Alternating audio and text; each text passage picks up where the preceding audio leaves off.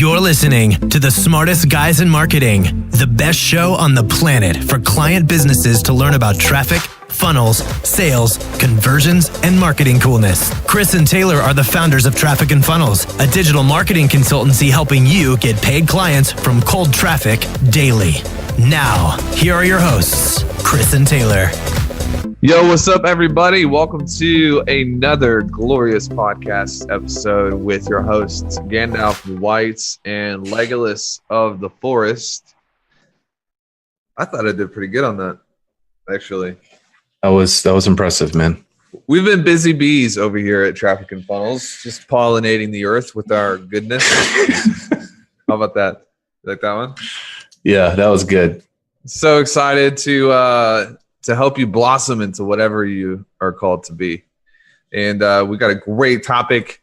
Hopefully you are listening to this live with us, but if not, no worries. You're just not an exceptional human being like we thought you were. Jokes. Hey, wow. I'm just gonna keep going until you hop in and stop me. Somebody try to stop me, please. Dare one person. Someone call the police. I'm going to go to the gym later and I'm going to find the biggest person I can and I'm going to punch them in the mouth and see what happens. That's how I feel today. Something's different. What is different, man? Dude, I just woke up today and I was like, dude, I'm a dad. About to go change the world. Change the earth. The steroids finally kicking in? No, but you know what? Did I tell you about the allergic reaction I had to the testosterone pills that I took? Did I? No. Seriously. I didn't. I forgot to tell you. I did not know that you were taking testosterone pills. All right. So one of my friends. I didn't know that you had a discrepancy. Listen, one of my friends went to get tested for testosterone. They said, you have the testosterone of a 60-year-old, and he's like 28. And so they put him on these testosterone shots, and he's like, I feel amazing. It's the best thing in the world. I was like, okay, well, I don't think I'm short of testosterone, but maybe I'll get some all-natural testosterone boosters from plants and stuff. And so I ordered some on Amazon and started taking them. 2 days later, I go to the gym, and I'm like, dude, I could crush a full-grown wildebeest in between my hands right now. I am unstoppable. I'm like, this is the greatest pump I've ever had in the history of pumps. And I look down and there's this like hives all the way up my arm. And it's a rash all the way on my stomach. My whole body has a rash. And I was like, I'm going to die at Lifetime Fitness. So I call my wife and I call my trainer and I'm like, what's going on? And he looks at the thing. He's like, you probably had an allergic reaction. Don't take it anymore. So that was my one day of glory where I felt like I had all of this testosterone and now I can't even take it anymore. You don't think you should try again? No, I don't think. I mean, what if there is a negative compound reaction based on something you ate in the pills? I don't think there was. I you think eat the same thing essentially every day. So, if you change it up a little bit, then you might be good. Joe says I need to stop eating hummus because I have too much soy in my diet. I'm glad that people tune in to listen to our marketing podcast to hear me talk about testosterone. He also said that I need to get a Chicago Bears hat. Yeah, we're not going to listen to him anymore. No more listening to Joe. Someone block Joe. Hey, today we're actually talking about two R words that will propel you to your destiny. Will help you achieve your destiny. I'll help you achieve your destiny and whatever it is that you want to accomplish. And when we started, let me just take us back through memory lane for a second, if I can. When we started, how far back? Funnels in first month of 2016, we both went full time, Traffic and Funnels, and we started the podcast about a year in. We were probably doing a couple $100,000 a month. And at first, we only talked about marketing, but then we got caught at this level in our business, and we couldn't grow past it. We couldn't get past a certain level, and we're like, Chris is one of the best traffic guys in the world. I'm quite the prolific sales and copywriter, and we could not get past this level in our business. We were like, well, what the heck? Because we're great at marketing, obviously, and great at sales. And what we learned is there were things that we were thinking about improperly that were holding us down below our potential. So we were like, well, we need to start talking about holistic business growth. Somebody say holistic. It's one of the best words in the English language. And so we started talking about mindset and routines and habits and how you think. And the show's kind of blown up from there because it's like, you can't just talk about copywriting all day long because that's only 10% of the business pie that we're trying to bake in the oven. And so today, 2 R words, we're going to have some marketing stuff. Can I add a note to that real quick? Yeah, I think you should go for it. I say these things, they continue to try to creep in. The things that we're going to just discuss, like whenever we go to a new level, these are years and years of things that we've been raised with, ideas, philosophies that really still try to creep in whenever we try to go to a new level. So we still have to face this stuff and deal with it. And I think I'm confident that if you guys can really take this and digest it, and you face this stuff, you can get to a new level. But I would say that these are the things that are keeping you from your destiny. Yep, I agree. 2 R words that will help you achieve your destiny. Boom. Lean in. I'm about to tell you the first R word. First R word. I just had this amazing picture in my head of like, what if I said the first R word is momentum? Like, we were like, you guys are dumb. The first R word is risk. Risk. Man, this is something that we study. We just closed on another property yesterday. We are putting money in a lot of different ventures. We have mentors. We have, if you look at how much money we spend per month, it's approaching $500,000 a month between payroll and advertising and investments monthly. I never thought that we would be at that place where we are spending what a neurosurgeon earns annually on a monthly basis. I don't know if you saw us getting there, Chris, but I didn't. Not initially. No. The furthest my vision could go at the beginning was I can make 10 grand a month and be safe, but we have learned that people who cannot manage and invest risk. This is how I think about risk. Risk is an actual asset. It's an intangible asset. If you have $1 million sitting in a bank account and you do nothing with that $1 million over time, it will get hit with inflation and it will lose its value. And it would be a bummer and a shame. Everybody gets a few opportunities in their lifetime to become something. They get a few opportunities to really make a difference.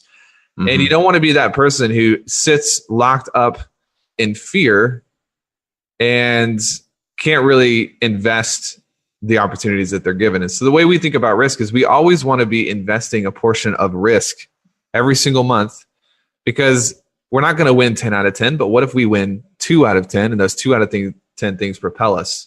You know what I mean? Yep. Yeah, I think the thing that's really important to understand is the people who are the most successful in the world, the people who achieve anything great in the world, the wealthiest people in the world, they understand the power of risk. It's really the thing that separates the below average people from the above average people. The above average people understand that risk really is the process to achieving greatness. Whether it's impact, whether it's finances, whatever it might be for you, you have to risk something. It could be your finances, it could be your time, it could be, your brand, whatever it might be. Putting yourself out there is a requirement, really all around. The people who don't achieve anything, and I think this is really in all areas. It's business, it's family, it's relationships, it's finances, because they play safe. They stay in the shadows. They think that's the safe place, but really it's not, because they don't have control, right? And another thing I would add to that is, let me just put your guys' mind at ease for a minute and let you know that there is a guaranteed chance that you are going to lose sometimes. I think the reason people are so risk averse is they don't want to lose. They're afraid of losing. And you know that this is you when it's like you hate losing more than you love winning. It's like, well, if you don't fix that, there are going to be some problems in how you make decisions. Yeah. Because the very nature of playing the game requires that, look, you're going to win some games, you're going to lose some games.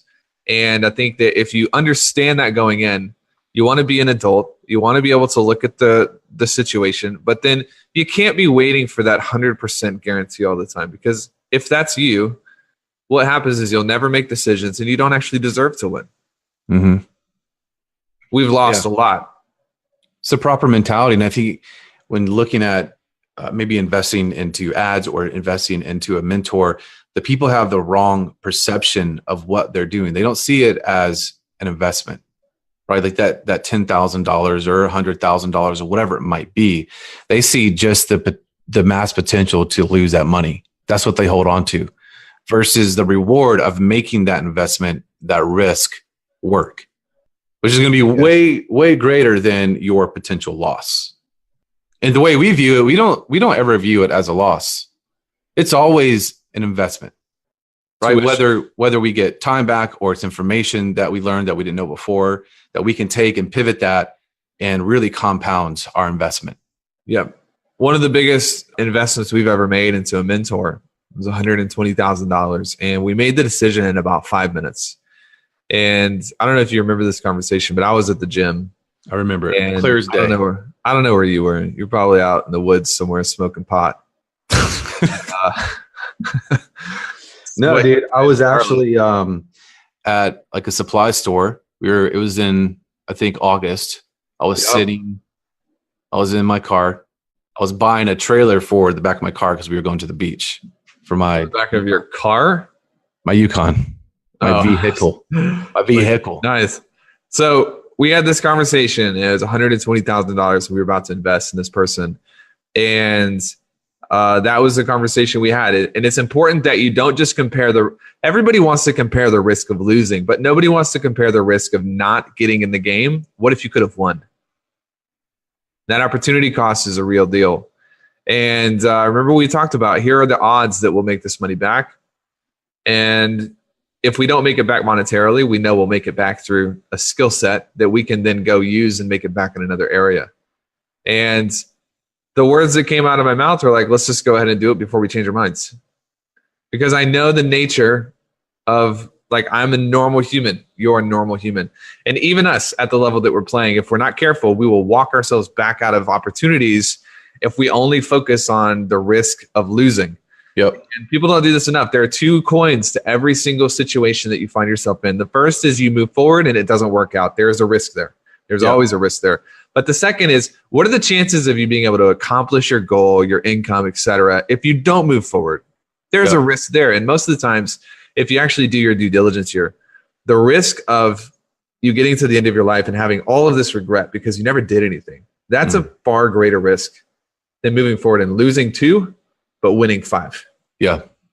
So I think the thing that people have in their mind is when they make an investment or they put it out there, they put it on the table, they basically take action and they risk, is they're at that point, they become a waiter.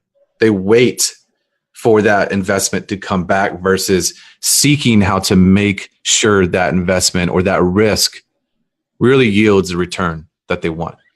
Right. So that's the improper thought process, I think, gets people in a bad place. And even with this particular thing that you're referring to, I think that was our initial mindset. So go, hey, we invested like this big chunk of money like that, it should just yield, like automatically just start yielding for us. And that was the wrong mentality. It's like, no, the mentality should be, how do I seek out the return? How do I extract that return? How do I make sure that this thing works? Whether it's financial, whether it's something we learn, whether it's a connection, right? And so it puts us in the frame where we have to think for ourselves like adults and not depend 100% on what we've invested in to get us, just basically feed us, spoon feed us, right? No. That's not the right way to think about it. So if you think about it that way, okay, what do I want to get out of this investment, this risk that I'm putting out there? Then what happens is your brain starts going through the process of figuring out what you got to do to not only just make it work, but to make it a great yield, a great investment. The last thing on this, and then we'll move on to the second R word that will help you achieve your destiny. We need to add some like cool wind chime effects there when we say destiny. I've actually just thought about this, but from that point a year and a half ago to now, we do 10 times that money in a month in income. And I'm so thankful that we actually get to enjoy the positive and negative repercussions of our choices. In fact, wherever you are listening to this, I want you to repeat after me right now. Do it. Repeat after me. I am thankful for the consequences of my choices. I am thankful for the consequences of my choices, because we live in the greatest day and age in the history of the world. And if you are living your life locked up, terrified to make decisions, can't invest any risk into any situation, then the consequences of your choices is going to be a life that is well below your potential, You're always going to struggle. You're going to be unfulfilled. And I really think that this risk really comes back down to responsibility. Risk and responsibility go hand in hand. If you understand that you are responsible for everything in your life, then you're going to be able to make decisions that are difficult to propel you to the next level. Anyways, enough on this. Can I say one more thing on this? Okay, yeah, you can. I said I was going to say one more thing, but now you go. Back to you. Well, we'll say two more things on this. Okay. There is something that I think is important for people to understand, that we're not advocating just risk, right? We understand where we're going. Well, Taylor is. I'm not. We understand where we're going. So that requires us to build and hedge. Yes. Hedge. Someone say hedge. Hedge. Right? Because, I mean, we have families, we have a lot of responsibilities. Now we have team. And so we have to make wise decisions. We hedge in multiple ways. One, we have wise counsel. People who are ahead of us, and we hedge by getting their counsel. And there are other ways where we hedge by stacking cash, right? We hedge by having redundancy. So if this quote risk investment doesn't necessarily, like, we don't figure it out, then we are still protected because we have other things in place, right? So this is a really important concept. We won't go into a lot of detail about it, but it goes hand in hand with risk. Dude, muchos agreementanos. That means agreed much. Dude, your Spanish is so good. We really should move into the Latin America market. In the native tongue, that means much agreement. So everyone knows. Second R word. The first one is risk. The second R word is righteous. No, not righteous. Reps. I have this thing written down on my notes here, and I'm just going to say it. And I think it's going to be a writer downer for a lot of people. Okay. Reps. Fear is the number one culprit that steals away your potential because it limits your appetite for action. Fear is the number one culprit that steals away your potential because it limits your appetite for action. You want to use reps in your life to deal with the fear that is prevalent in most people's decision making. You know, you go to the gym and you put in reps because that trains the muscle. And when it comes down to it, reps really have a way of training fear out of the central nervous system.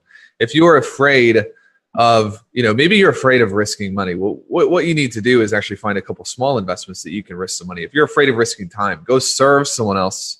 And there's all these different ways that you can use reps. But I think at the end of the day, most people stay held. They're in a place of bondage because they're so afraid and they have all these big dreams. But at the end of the day, their appetite for action is so low that they just stay stuck. There's no way to move beyond an immobile person, right? Yeah.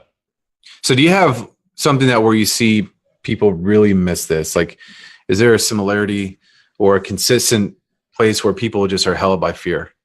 Yeah, I think, like, obviously we're talking about the areas of business, and most people don't know what they don't know. And they get caught in this loop where maybe they're struggling at a certain income range, $10,000 a month, and they just don't know how to get beyond it. And it's really starting to frustrate them.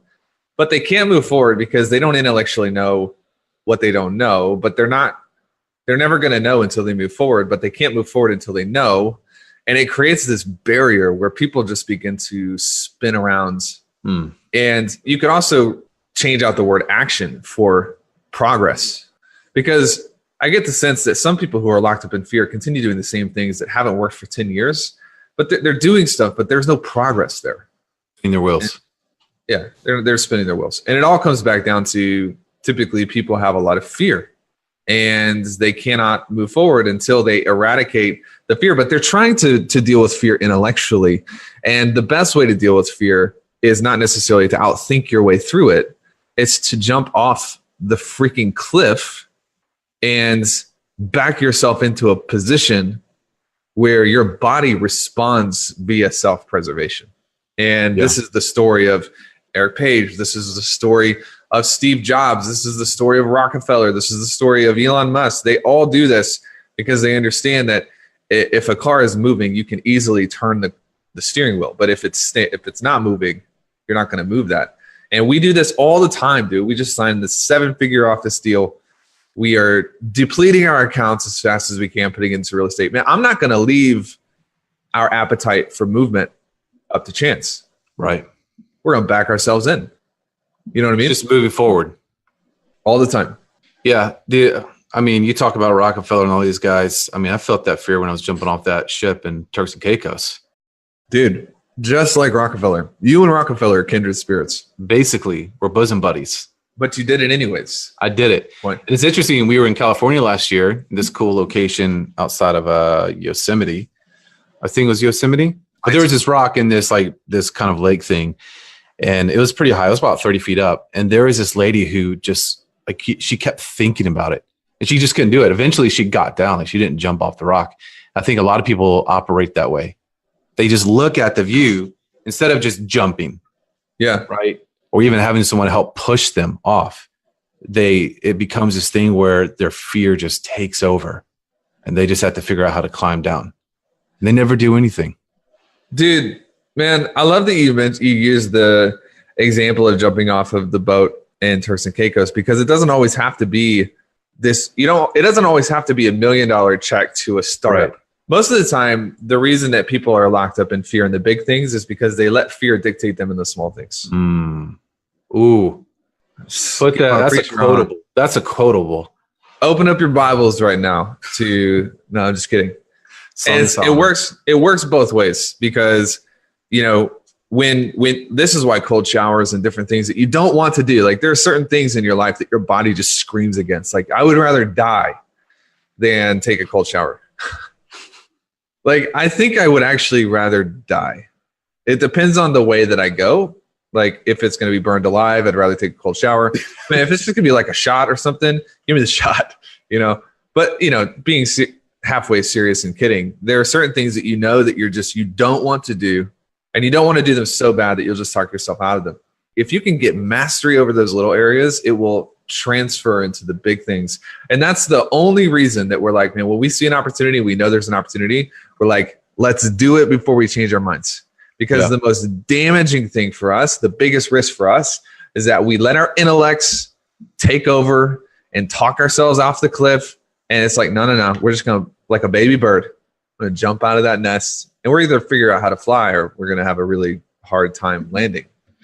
Yeah. And it's pretty amazing, dude. Everything in our society and culture is we operate to be at peak comfort level. Yep. Everything, dude. Our air conditioning has to be perfect temperature. I've freaking got cooled and heated seats in my Denali, everything, my steering wheel. We want to be at the ultimate comfort level. And if we don't practice these things, even the small things, even talking to someone that you typically wouldn't talk to, and that would be uncomfortable for you.